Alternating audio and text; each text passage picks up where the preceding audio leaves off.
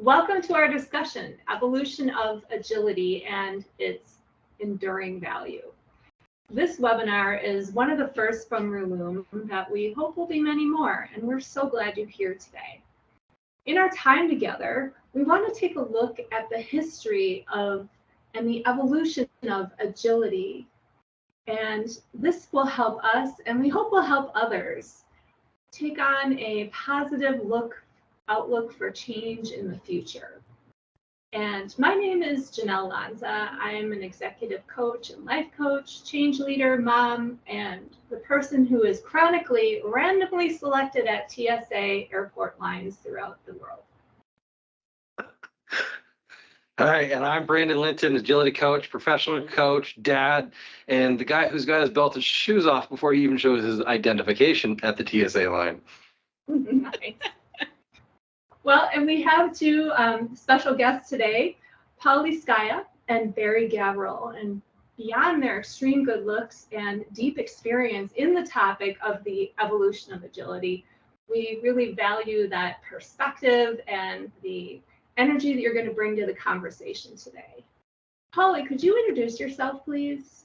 Yeah, so Paulie Skaja, and let's see, I am an enterprise transformation coach, also known as an Agile coach, and I am a mom and I'm a grandma, and I will tell you, traveling with small children gets you through the TSA line much faster. Thank you, Paulie. Barry, could you introduce yourself, please? I'd be happy to. Gavril, kind of done it all, right? Started with, I think I was an Agile coach in the beginning, then an enterprise coach, and now it seems to mature to more talking about transformation and value delivery as what I coach more, but then the underlying part to execute that is all the agility things we've done over the years. I'm one of the guys that shows up to the airport with minutes to go.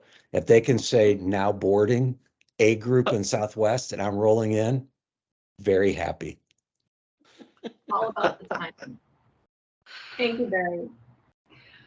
Well, a while ago, Brandon and I were discussing the topic of inner agility, which to us is the personal capability to be resilient through thoughts and behaviors. And as we were exploring deeper into our beloved topic, it became apparent to us that we needed to take a look back at the history and the evolution of agility in general and the enduring value of agility. And so I just want to pause for a moment in the words enduring value. We could talk about that for an entire webinar. Enduring value for what we're talking about here is that expectation that something is going to remain important and high quality into the future. We're not going to lose any of that over time. And the other part of that is the word expectation. I just invite you to set aside the definition and the word expectation and just accept it for the sake of this conversation, so that we can have this broader topic. So Brandon, it seems these days that the enduring value of agility is possibly fading or has faded or been lost. Do you have any thoughts on that? I'm glad that we're here to meet today to explore this topic. And in order to do so, of course, we have people with sufficient authority and experience to make this session informative and exciteful for your exploration and delight. For the purpose of today, in terms of that evolution of agility from when it started to what we see now, and even hearing some of that in the introduction of ourselves and how we describe our work and how our title has evolved over the years, we're going to go back to 2016 and use an article by Charlie Rudd from Solutions IQ that was titled "The Third Wave of Agility" to set some structure to this conversation. And when we think about the waves of agility in the evolution of it, I'm going to propose that we think about agile teams, agile at scale, and business agility, of course, in alignment with Charlie's article. So the first wave, or at least what we think of the first wave, is agile teams. This starts in 2001 with the publication of the manifesto. And the objective here was to really set up small agile teams to produce better software. The next evolution of the practice, the trade, whatever you like to call it, we like to think, and of course, paraphrasing Charlie, occurred in 2007. We started to see the agility at scale, or an emphasis on scaling Agile to the enterprise. And this is by and large shaped by the Enterprise and Scrum by Ken Schwaber. There's an article. The objective here is to coordinate and work across Agile teams while sustaining, in an institutional setting, right? So how do we get all these teams delivering, create a sustainable environment where we've actually integrated more of the principles of agility, the enterprise? And then, of course, the third wave we propose is business agility. And again, this is referring back to Charlie's article because we think it does a really nice job of framing it. So the third wave is business agility. This is by and large shaped or marked by the introduction of Management 3.0 by Jürgen Appello in 2010, the Lean Startup by Eric Ries, and then a follow-up article on Eric's work in Harvard Business Review titled Why the Lean Startup Changes Everything by Stephen Blank. And of course here, we're talking about how do we lead and manage organizations by shifting to an Agile mindset, fostering a culture of organizational learning, and adopting organization-wide Agile operations. Right, so not just within the walled garden of IT or software delivery, but across the enterprise. How do we bring Agile principles to life? Thanks, Brandon. Well, let's get to it. The clock is running on our highly paid experts. So starting with that team, that initial part of the evolution, Paulie, we want to hear your perspective on that, a short description of that team-focused era when you were in it. What was that like? So I actually, I fell into all this Agile stuff, literally. And I used to be a project and program manager back in the 90s. And so when the manifesto was written and everybody was raving about this, I couldn't figure out what was different because I'd never formally been trained as a project manager. It's really about the conversation, the communication, bringing all the people together, understanding what does the business need or what does the user want. When you get people talking and feeling heard, it just seems to deliver such amazing results and so much happiness. So you're kind of answering my next question, which is, how do you think Agile worked back then? And it sounds like that there was some positive results with collaboration. Yeah, exactly. Well, and also, I've seen through the years people coming in and forcing, right? You're going to force a team to do things a certain way. And I've always learned that when you go in and I learn about what they're doing, and I instead of telling them what they have to do, I start to help them identify what they'd like to do even better and have more fun. And so to me, Agile really means how can we be more efficient to accomplish more, have more pride, and have more fun. So that's what it is for me. Thank you. So Barry, when we think about this team focus area, how do you recall or remember the consultant or coach in that era? Like, what was their position and how do they hold space? Yeah. Wow. So listening to Paulie talk, I was having a little deja vu all over again because there was a lot of things that she said that as I went through. So quick funny story. I was a program project manager, racy Excel spreadsheet. I was looked upon as being a good team person because I got stuff done. Probably a little mean, polite, depending what you needed. And so when they brought in the first Agile coach, there was actually a fight between IT and business, and the business brought it in.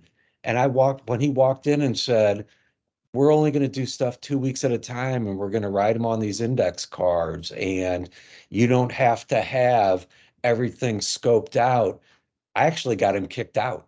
I couldn't believe he was such a heretic to come in and say these things. I'm like, how dare you? Mm-hmm. And then I realized after we kicked him out that he said a lot of the things I thought about, and I didn't know it was Agile till I started my Agile journey, and it was what I called common sense. Why was business and IT fighting all the time? Why do we do all this change management? My biggest takeaway is we always did our estimates on day 1 or day -30 before the project started. And then it was cast in concrete, right? And you had to write change orders and budgets. And I'm like, folks, we know least about the project on day 1. Why do we keep doing this? It's fake. Yeah. So to me, it was common sense. I'm like, did you say, wait, development and IT can work together and closer and not wait till the last 3 days to hand stuff off? And so once I started my Agile journey and I realized it's really common sense if you think about it, and I got hooked. So I was the person that was super against agility to flip. And I've met people like this in the end that were agility proponents because I found a way to deliver value faster. Not me. It was really nice because I was enabling the team to do it. I'll lead from the front of the room, the back of the room. It's not about me. Mhm. It's about the team delivering value to the stakeholder of the business. And so it was great. And here we are a few years later. Have you ever run into that coach that you had tossed out? Do you know, it's really funny you say that, Brando. I saw him probably 4 or 5 years later No and had to way. confess. Yeah, we didn't get to spend a lot of time together, and I told him, I said, I hated you, right? I mean, you're coming in, I'm the big man on campus, right? And here you're coming in and playing in my peanut butter. And what I told him is that I actually met people like you and I later. Sometimes when people, you go to a internal client, or as a consultant, you go to an external client, and that person that hates you, Agile doesn't work here. You don't understand. We're too complicated.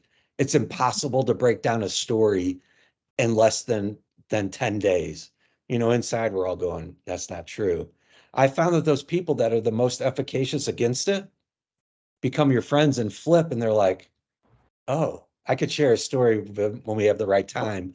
This person couldn't stand me, but actually came back the next day and said, you know what? I thought about this. I figured out how to do it. Let me show the team. And I'm like, it was one of those coaching moments where you're like, thank you. And it was great. They became the team that led the Agile transformation. Nice. And I'm going to play on Barry's story. I walked into a room, very first day, 3 teams in the room, and I'm supposed to do the foundational training, and 2 gals sitting in the front table. And as I walked in, they said, "You're our new Agile coach?" And I said, "Yep. Good luck." I said, "Thank you." And they said, "We're never changing, and nobody in this room will." And that was 5 years ago.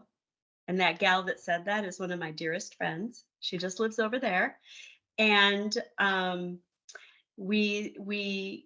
she is now a leader and a product owner and doing really great things. So yeah, it's really fun when that happens. Yeah. Thanks for those So stories. I just want to ask a quick follow-up question on that, because I've got a similar story, right? Of I wasn't a coach. I was the person who just couldn't see it. What's the coaching value? What's that sort of coaching mind trick of, hey, it's not me. It's about the outcome here. In that moment, how do you show up to help that? The thing that I've learned is don't say, trust me, right? You don't want to, Yeah. you sound like a salesperson. I try to go with the explanation, the straight explanation of, small slices, fast feedback, right? All the things we've learned about agility. And when they just won't do it, I have been really successful and watched other people where I say, can we do an experiment, right? Let's just do a small experiment over 2 days, 1 sprint, 1 story, right? And then I let the work and their teammates help say yes or no, right? Because if you get into a fight with them over words and you say my Harvard study is better than yours and all that, it's a zero-sum game, right? Because they'll just, great, another Agile coach here, another sales guy, another consultant. So what I've done is try to just not fight, but let's experiment, because usually that person, if you can show them, it actually can work here, wherever here is. That worked for me. Yeah. Paulie, what have you tried? What has worked for There's two you? things. Yeah, there's two things that I love. The first one is using the values and principles as my foundation, but talking to them about what they mean and then asking them, how are you already doing this? So that it starts to set that stage for, I'm not coming in to change everything, but maybe you're already doing some really great things and you just didn't know. That's what we want to do more of. So, and then I start to take them down the path of, now what pain are you guys going through? What's a problem that if you could get rid of it or solve it, Yes. how much relief would that give you? And then we get to what matters most to them. And then we start to apply some of those values and principles and turn them into practice that really works in their yard. And that is how I help them just get on board. So yeah, it's fun. Well, Paulie, as we're transitioning from this team era to the at scale or enterprise agile, what do you think were some of the things that caused that change to happen? Conditions or, the type of work, just whatever's on your mind with that transition. I think when we worked with teams, people were just focused on a team rather than focused on that bigger picture. And so if you can, my first Scrum project was actually an ERP implementation. We literally brought in a new tool. So in 1998, we brought in a new tool. And this is why I didn't know any different, because we were actually putting the Post-it notes on the walls. We were coordinating, and we did it across all 6 of the business streams. And so we actually set ourselves up. But when I started to work in more of a agile coach role and do more Scrum Master stuff and product owner stuff, everything was focused on, this is just our team, and everything was so siloed. And if we want to break down the silos and integrate, we have to find a better way. And so I kind of started backwards, and then was able to take that experience and apply it to helping people see beyond their boundaries. Because organizations are set up in funding streams, and everybody's used to funding a project. And how do people will pad a project to get a pet situation resolved or whatever. How do you get beyond that and start to think more strategically and more enterprise wide? And so that's some of the things that I would take to my clients is when we started working on enterprise level was that bigger picture. And what do you really want to solve? And what's that end-to-end solution? Because they'd never thought that way before. In fact, I helped a QA team design an end-to-end testing approach that the very large global organization had never considered. And so it's just really teaching them outside of the box and lifting them up to see that larger picture. That's how I've had some fun with the enterprise level and get to do some pretty cool stuff with it. Thank you. Can I jump on that, Janelle, or are you going to keep going? You can. You're next anyway. So mine was organic, and we were working on so I started as a Scrum Master, was my first, I took off the project manager hat and put on the Scrum Master hat, and that was hard at first. And we were working on hard? Like, can I stop you for a minute? Why was that hard? Absolutely. Because I had to go from leader to servant leader, right? As project manager, I was the proverbial, which is words I hate now. I was the one throat to choke, right? Everything came through me and everything got done, and I was the hero.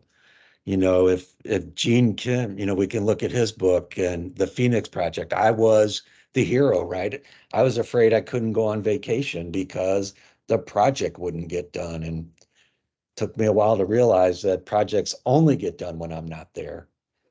But organically, we were working on a bigger project where we had a couple teams. It worked fine because we could communicate.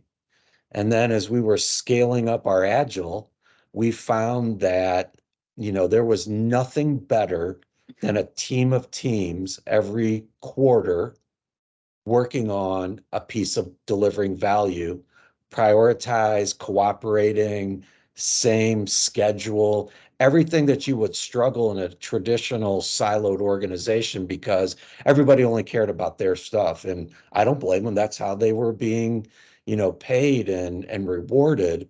So to have a team of teams working on something and truly getting something done and saying at the end of a quarter, at 3 months, we actually deliver something because I came from the Big Bang world, right? I'm old enough that every 9 months to a year, we'd roll something beautiful out and it would go through the traditional, we all know what happened. It's not exactly what they wanted. It was late. It was all that stuff. So to see the organically needing the ability to scale past Agile and have some type of scaling framework made so much sense. And that's probably, I probably did more scaling of Agile teams for 8 or 9 years and never had so much fun.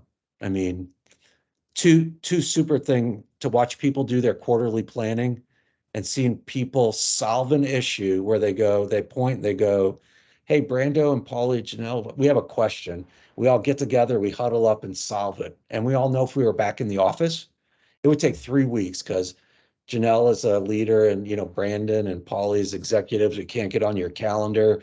But if I can grab 3 people right there and we solve it, it was so cool to watch. So to see the quarterly planning, but then to come back and show what we accomplished in a quarter, because everybody's mindset at that time as things were starting to scale up in agility were, I got that much. And I'll tell you, the biggest takeaway was we will be here starting the 3rd month and the first day.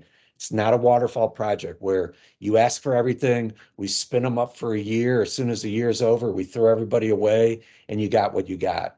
And when we could convince people that we would continue on to get past the minimal viable product and get the next thing, that was a lot of fun for scaling. And I very purposely did not pick a scaling platform because I don't care. I want to be scaling agnostic because I don't want to get into that war, right? My platform's better than yours and yours doesn't do this. It has nothing to do with the platforms, right? They all work. It's the mindset and the culture. And I think that's key, Barry, is the mindset and the culture, because any of the approaches can work for the right situation, but it's that mindset and culture that's so critical. Yeah, nice I've actually I don't fight on Twitter anymore or LinkedIn. I used to be on there saying, kind of like I would support, let's use a sports analogy, right? If you said anything bad about the St. Louis Blues, I'm all over you, right? I'm better than the Detroit Red Wings and all that kind of stuff. But I got out of the scaling. For anybody who doesn't know, Brando's from Detroit, and lives in Detroit, I should say. But those people that were fighting over platforms that mine's better than yours missed the point, right? I mean, have your favorite platform. I don't care, but if it works where you're at, it works and it adds value. And so thank you, Paulie, for saying that. It works in different places. No, I was just going to say, so Brandon, question. You were breaking up a little bit. So I think what you just said is that you'd like us to talk about what changed from the coach role from teams to enterprise or scaling. Right. Yeah. Yes, exactly. Perfect. And so for me, like I said, I always looked at the bigger picture, and I've just kind of been that odd duck always, in that I've always wondered like the dependencies. And so when we started doing that enterprise level or the scaling and bringing the team of teams together, to me it made so much sense, because that's how my brain thinks, is in just how does the spider web all come together. And so my coaching, I guess the biggest change was I got to work more with leadership mindset and help them understand their role in, you want your teams to be more efficient, to be more effective, to deliver value faster, to have fewer risks, to have improved safety, all the things, right? Depending on what industry you're in. And they need your support. I love the iceberg of ignorance. and just recently shared that with a bunch of my leaders, because the people who are saying, oh no, everybody's having fun, everybody's loving what they're doing, everybody's yada yada, and they have no idea what's really going on in the trenches. And so by as a coach, I need to be able to empathize and understand what the team members are going through, also help managers, like the people managers, right, helping them shift from, I used to tell them what to do every day. What's my job now? What's my role? I have no place. Same with project managers feeling like, so I had to do a lot of helping shift mindsets around, you've got these skills. You can use them in a different way to help people grow and improve and help the organization. And then getting to work with leaders, whether it's vice presidents or the executive suite, and helping them understand they need you to hear what they're saying. Spend a day in the life, really get to know what's going on in your organization so that you are able to influence that change from a real place of heart-centered servant leadership. Yeah. And so that, I think, was my biggest. Yeah. Sorry, Paulie, I didn't mean to, I thought you took a No, breath. you're good. And so Go. I was gonna jump right in. I would think for me, I really changed my coaching stance as we became teams of teams, and it affected more people.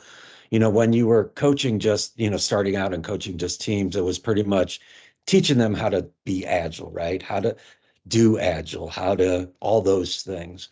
But as we got bigger, it affected more places as it scaled out. All of a sudden, there was more talk to the finance and to HR and to leadership. And, you know, Paulie, it's funny, we're still talking about this, 10, 15 years later, that middle managers, right? We have to thaw the frozen middle because they used to tell people what to do, and blows my mind we still talk about that. And so I think I spent more time still talking about agile, but really talking about it as it wiggles its way through the corporation.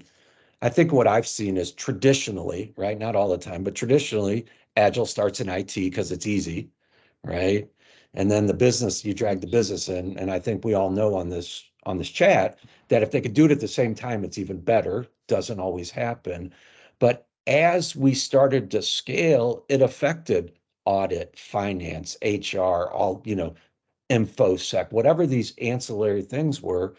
And I think as a coach, I spent more time helping tell why we're doing agility, why it works and how it's going to help them and how it's going to help the organization. And then the dreaded metrics, right? So as we scaled up, everybody wanted more metrics. So we talked about what is appropriate to measure. Don't measure, right? Our typical stop worrying about velocity and all that kind of stuff. And story pointing, as Ron Jeffrey says, right? It's an unscientific number, yet we had a tendency to measure it scientifically, right? I'm going back to Agile 101, but we had to carry that through. And I think that's where I personally started changing my outlook. So let's talk about the value of the work delivered, right? The caveat that I've seen over the last 3 or 4 or 5, maybe let's just say 3 or 4 years, is the demand for IT, if we're talking in a software place, always outstrips the supply, right? So measuring the highest value, watching WIP, right? The work in progress to make sure that we stop starting and start finishing, right? Our mantra. And that's really been a change. There's less talk about because so many people have done their third agile transition. We don't have to spend as much time talking about what's a good agile team. Now we're talking more organizationally and helping people with that. It's a new way of working, and here's how you have to do it.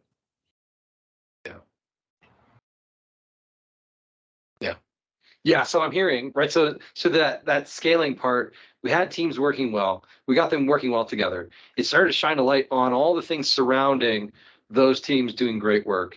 And we started to talk to leaders, right? Executives. Hey, here's what's going on. Look what you've got here. It's different. How can we support it? How can we keep it going? Yeah. Brando, have you ever been to a place where there's one IT group and there's 4 executive leaders that all think their stuff is number one? And so they're trying to cram everything through. I mean, I've Yep. been at a lot of clients where they don't always have a portfolio to know what's best for, air quotes, the company. It's best for their Yeah. silo. And you're right, in their Yeah. silo, it is the highest value work and the most important. So It's I not just think, IT.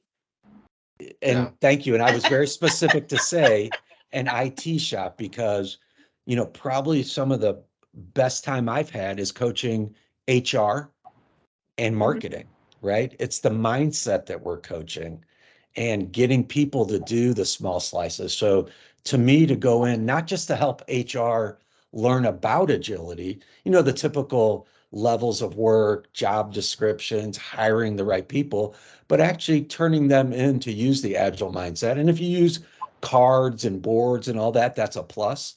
But it's the agile mindset of collaboration. And so what I've seen personally is as it scales up, you get an entree to these different departments that want to get on board, Yeah. or we need them to get on board to be better for the organization. And Brandon, you said something that sparked, and I think this pairs with what you're saying, Barry. So as we started Yeah. to weave into those different areas, all of a sudden people thought, oh, Agile is a silver bullet. And I often go in and I will say, so Agile is not going to solve your problems, it's going to expose them. Because people are like, well, we have more problems today than we did before we started this transformation. I'm like, no, they were always there. It's just now that we're aware of them, we can deal with them. And I think that's another key piece that as coaches, we bring in that outside perspective to start calling out some of these things that people haven't wanted to see or deal with or didn't know were there. Yeah. And so I think there's kind of weaved into there. There was probably also a mention of the coaches through that scaling portion of, right. The majority of the work is now in scaling and getting multiple teams to work together. What was happening within, if you could describe kind of what happened with the coaching community, how we showed up, how we talked to the problems that we were there to help clients with. Yeah, I saw a lot of different things. I saw people that really, I saw some really good coaches that understood the big picture and had to think outside of just being, coaching teams, and really needed to be more of a coach, not just a consultant. They need to be both. The other thing is, I think during this time and seeing it really present day is as Agile took over, right? I thought when I first did Agile, this is great. It meant everything. It seems like there was a huge dilution in the Agile community is if you went to a 2-day class and got a cert, you could now do Agile. And so I saw them bringing people in that really didn't have experience. They were academic, right? They read a book, they got a cert. And let me just state for the record, since we're being recorded, I love certificates because that means you're a long-lived learner. But certificates doesn't help you be a great coach, a great teammate. It's a foundation for learning. So they were bringing in people because all of a sudden, now we have to hire scrum masters. Now we have to hire coaches, and we don't have the money. So I saw as we scaled up, I saw our industry change where, all of a sudden it became a money thing and commoditized. And it turned out, what happens when you get what you pay for a lot of times.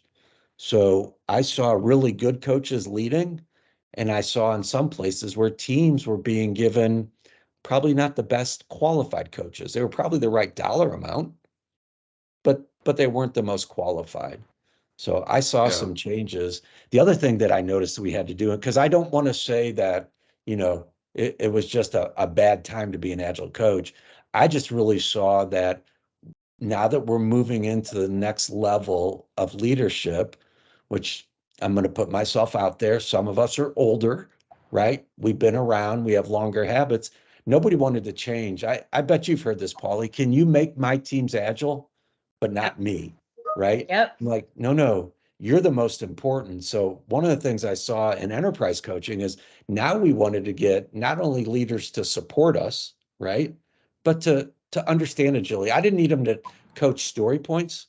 right? At the team level, I didn't need to teach them how to do, the things, but they needed to have an agile mindset. They needed to stop the work in progress. They needed to do those things because that would help change their organization. So that's where I saw, Janelle and Brando, I saw coaching really changes.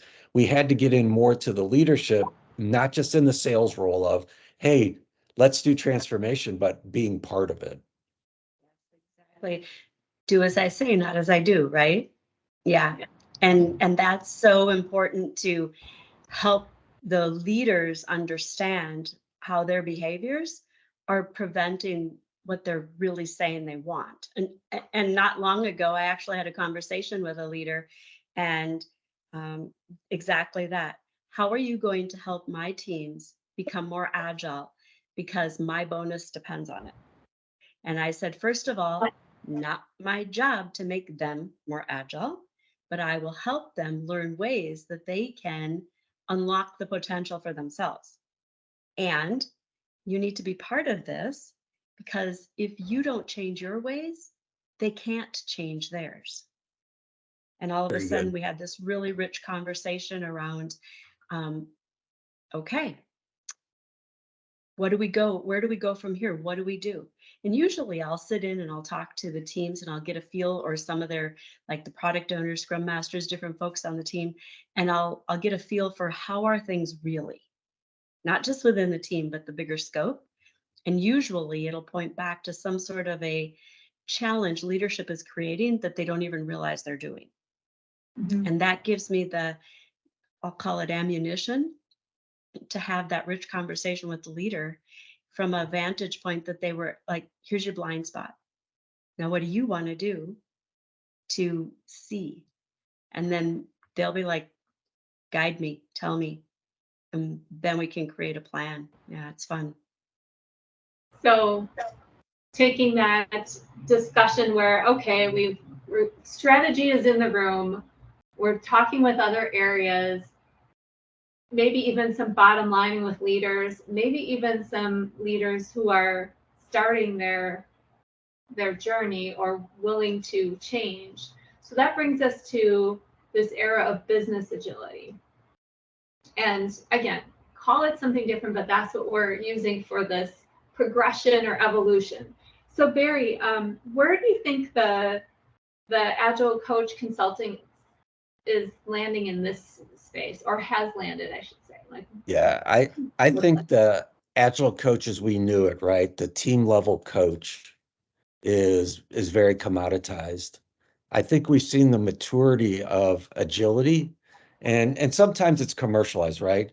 Everybody wants to do something different, so they'll call it business agility now. But if we strip off the commercial part, what I've seen in places is, and I'll do the simple one, but IT and business, they start to change and they get to a certain point.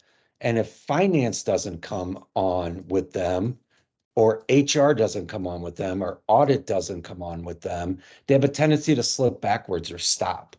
So when I think about business agility, to me, it's really, the transformation of the organization from, the way they used to work to a more agile mindset, whether it's truly using the tools or really getting rid of some of those bad habits that held us back since, the 50s, where, that great picture where we all work in the same room, but it's all, 800 typists sitting together. I mean, that I love that picture because we all use it as a joke, but we need to leave the older mindset. And I think everything moves faster now. I mean, no matter what it is, even, not from a Luddite standpoint, but, we move faster. Everything goes fast. And so now we have younger people coming to the organization that don't know what waterfall is. I got caught asking somebody, so what do you think is better about agility versus waterfall? And they're like, what's waterfall? And I'm like, oh, they think this is how you do it. So it was really kind of eye-opening to remind me that, we have people that have been in their space for 40 years, 30 years that don't want to change. And so to me, business agility is really remaking the whole organization. Remember, for a while it was called digital transformation, and then, now it's the business agility word. I don't care what you call it. To me, it's really the mindset of fast feedback loops. Don't get caught in big bang releases, whatever it is, the agile mindset, going back to the values and the principles. You might have to tweak them a little. I'm not going to die if you don't do it exactly like principle 3, but it's the mindset. Thanks, And I would play on that. One of the things that I do is it's the organization, right? I'm looking at the organization, and I'll ask some of the leaders that I work with because a key phrase, we don't have time to slow down to speed up. We've got to get all this work done. So we don't have time to slow down to speed up. Great. So in 2 to 3 years, when you're still doing what you're doing now, where will you be? Well, we can't. We'll lose to our competition. Okay. So when will you have time to take action? And they'll be like, oh, and I do this thing, I call it future casting, but so let's look out 2 to 3 years, 5 years. Where do you want to be? What do we have to do differently today to get the organization there? Often it has to do with cultural change as well.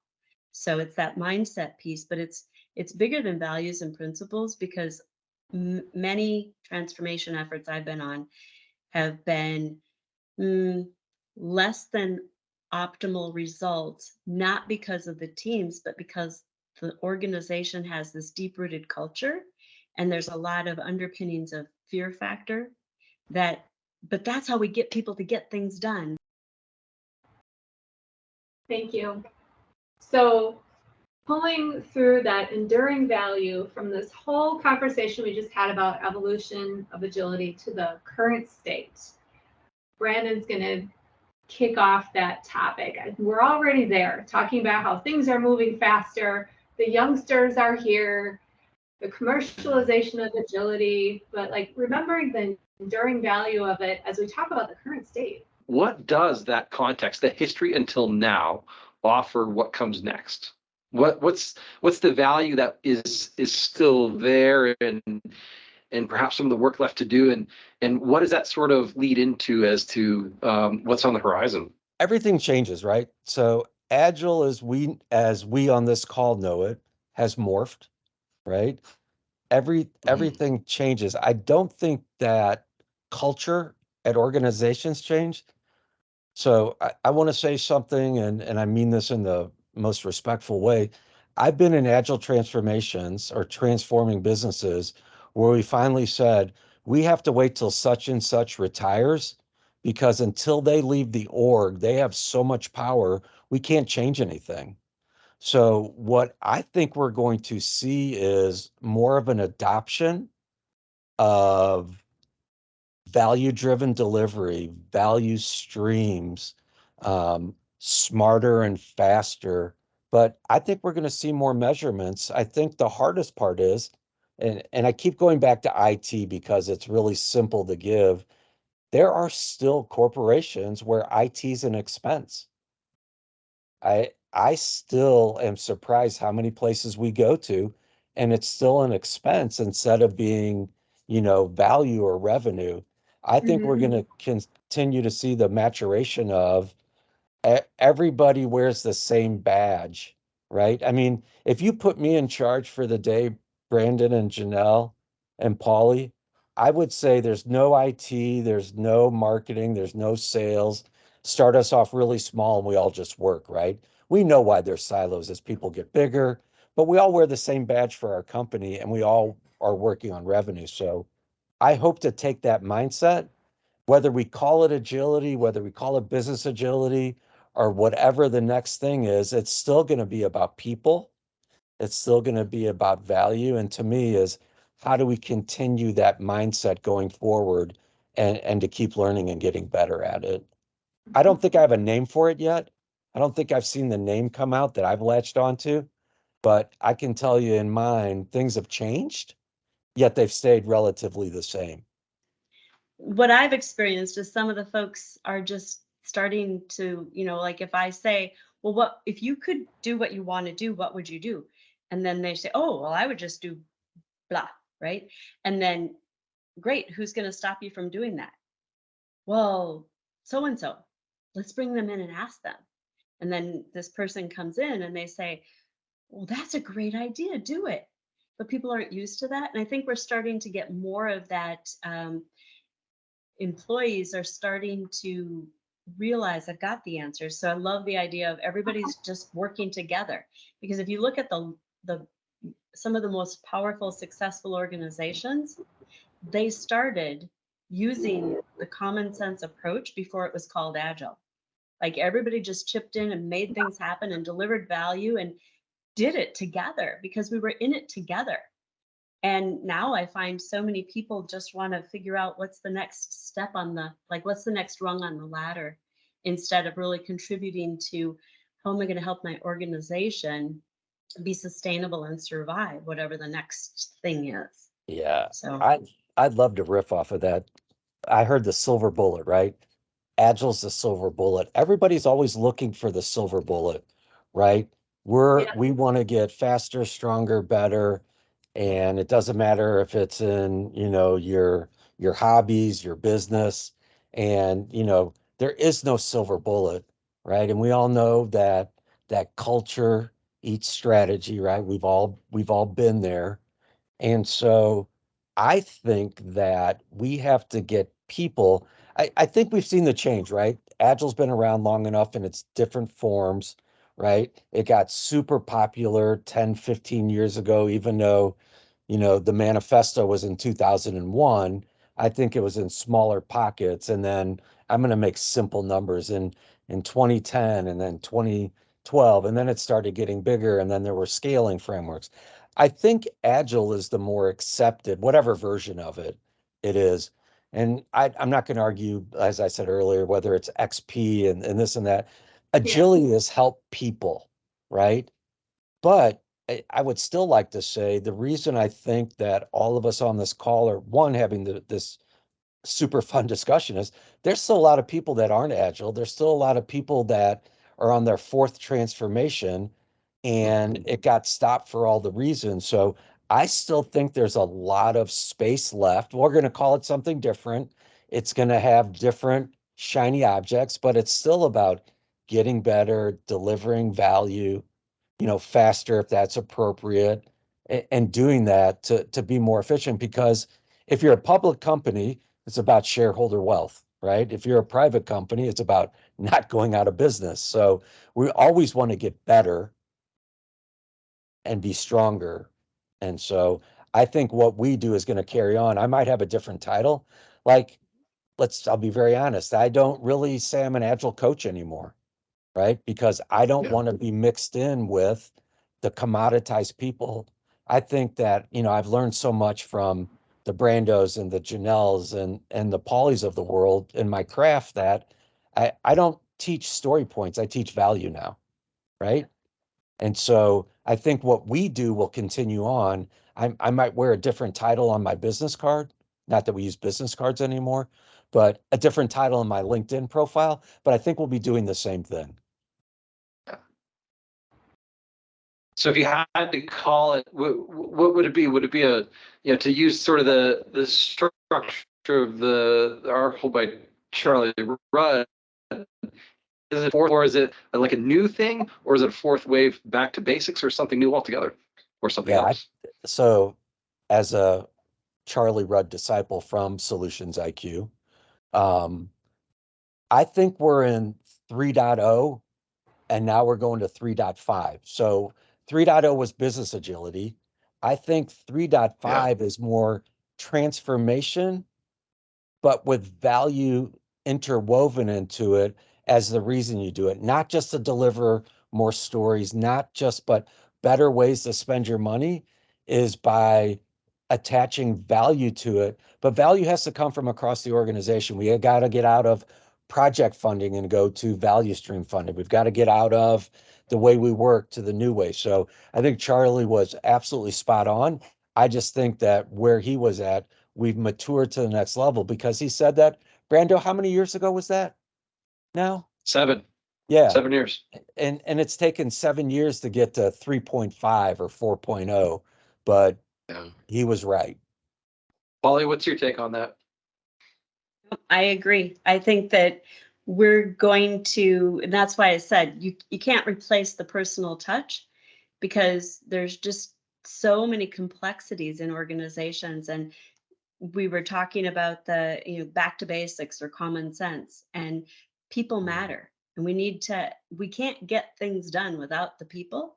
And so really understanding that bigger picture, the value streams, how to set organizations up in a way where they're delivering a product versus just these projects that are, well, we all know budgets get padded and then you have to do all these change requests, and what a waste of time and money and energy. And let's just focus on what makes sense, and let's deliver the value that people are going to spend the money on.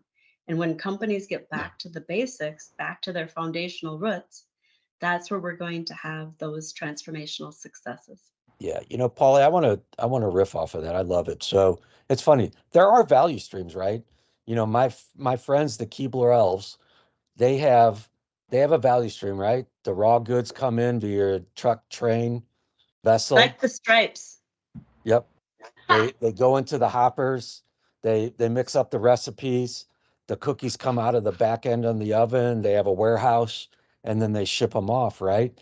So we do have these streams, but what we I think we've had to do is go back and revisit them, right? Do we need to optimize how much flour comes in or how we store it? Or we found that we did a study, right? We made a hypothesis is if we sped the conveyor belt up by 22 seconds, we would produce 1 million more cookies, but we'd have to invest $500,000 to make the rollers go faster. Okay, well, if we invest 500,000 and we sell 1 million more cookies, that's $1 million the first year, cost 500. Yeah, let's try that.